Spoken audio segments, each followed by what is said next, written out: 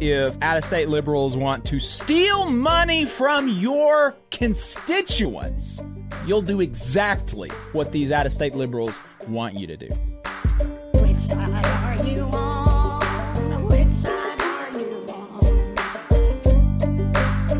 West Virginia's state treasurer has declined to continue using his investment firm BlackRock because of their quote-unquote woke and liberal politics, specifically around climate change. They're pushing companies to eliminate greenhouse emissions by 2050. Or they were. I believe they've already started backtracking on that.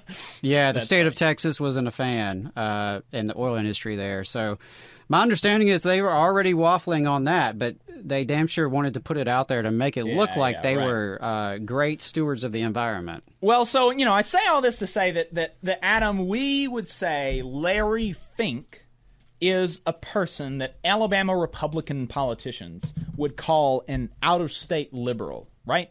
Yeah, I would say I think they would say that, sure. Yeah, I think that's, a reasonable characterization of what they would say about this Larry Fink character. And that's really interesting because Larry Fink, as the CEO of BlackRock, which owns the largest share of Warrior Met Coal, which is the coal mining company that has refused for over a year to give the Brookwood coal miners a fair contract, Larry Fink would love nothing more than for Alabama politicians to help them in trying to break the strike. He would love it. He would love it if Alabama politicians issued injunctions, for example, that told Alabama coal miners when and where and how many and how loud they can or can't protest their boss. That they can't protest Warrior Met Coal, that they can only have 2 people on a picket line, that they can't have anybody on a picket line for months. He would love that. He'd love maybe a little bit less than that, but he'd certainly still love for them to at least not do anything to help the striking Alabama coal miners. And he would love if politicians who saw politicians issuing these injunctions, he would love it if they just didn't step in, while these other people are maybe doing a little bit more explicit union busting on behalf of Warrior Met and BlackRock. And what do you know? That is exactly what Alabama politicians are doing. Tommy Tuberville is reading Warrior Met press releases during Senate hearings. Richard Shelby is saying nothing. A Robert Bentley-appointed Tuscaloosa County judge has restricted the right of the miners to speak and assemble. Still, to this day, they can only have 2 people on a picket line at one time. But again, here we go. Free speech is the free speech war is on Twitter. And Kay Ivey, our governor, who is the chief executive of the state, has said absolutely nothing about the strike. She has made no comments on it, despite the miners making a trip all the way out to Montgomery to speak to her. And that's a drive from Brookwood, going to Montgomery to try to speak to your governor. And that was after months and months. I think they were 7 or 8 months on strike at that time. So anyway, it seems to me that Kay Ivey is basically doing exactly what liberal Larry Fink wants her to do, which is exactly what she told Breitbart she would not do last week. Adam, let's throw that graphic up. This is just amazing. She made a whole big hubbub about, I'm not going to let, I don't think I can do that. I'm not going to let out-of-state liberals tell me what to do. But she wasn't actually talking about standing up for working Alabamians against liberal bosses who want to cut their wages, standing up for working Alabamians against liberal New York private equity fund managers who are trying to destroy their union, who are trying to make their work unsafe, who are trying to bring in out-of-state scabs with taxpayer dollars through state trooper escorts. She's not talking about standing up for working Alabamians against liberals in that way. No, she was talking about standing up for the freedom of politicians to rile up resentment about queer Alabamians. That's her priority.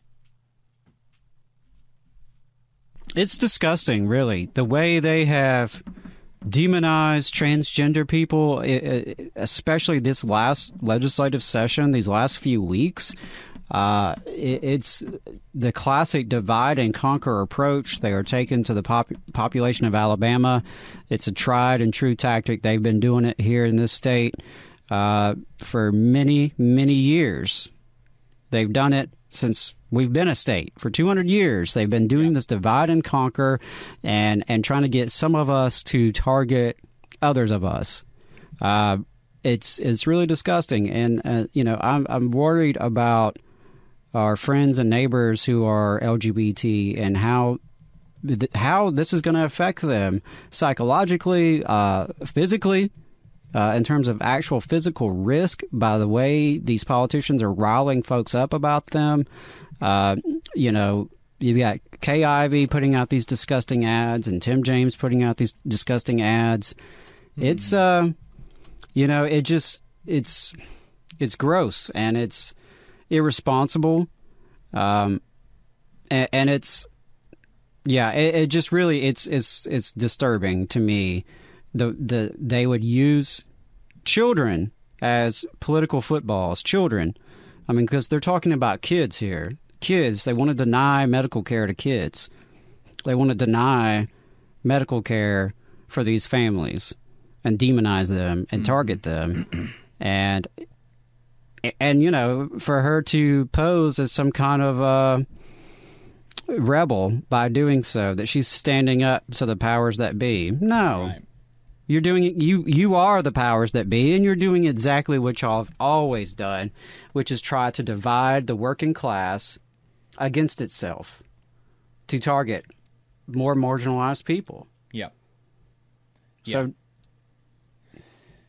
I'll stop now before I say things I'll regret. Yeah, I mean, if out-of-state liberals want you to respect people who are different than you, not going to do that. But if out-of-state liberals want to steal money from your constituents, if out-of-state liberals want to put your constituents in danger, if out-of-state liberals want to destroy the organization that they have formed to fight for themselves on the job, you'll do exactly what these out-of-state liberals want you to do. That is the position of damn near every Alabama politician out there right now. You just saw a clip from the Valley Labor Report. We are live every Saturday morning from 9:30 a.m. till 12:30 p.m. And we pride ourselves on keeping all of our content free to everybody so that we can talk to as many working folks as possible. If you support the work that we're doing, you think that it's important, you think that it's good, then consider making a monthly contribution to the project, and you can do that on our website, tvlr.fm.